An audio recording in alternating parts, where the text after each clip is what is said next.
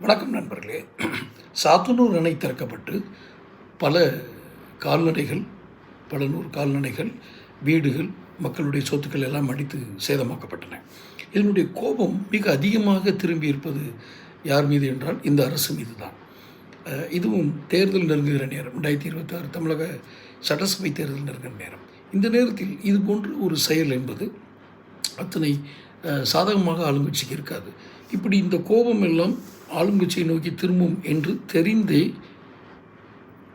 துரைமுன்னு அவர்கள் செய்தாரா என்ற ஒரு சந்தேகம் கட்சியினர் மத்தியில் எழுகிறது. காரணம், அது 2-3 நாட்களாகவே அந்த அணை கொஞ்சம் நிரம்பிட்டு வருதுன்னு தெரியும். முன்னேற்பாடாக செய்ய மாட்டார்.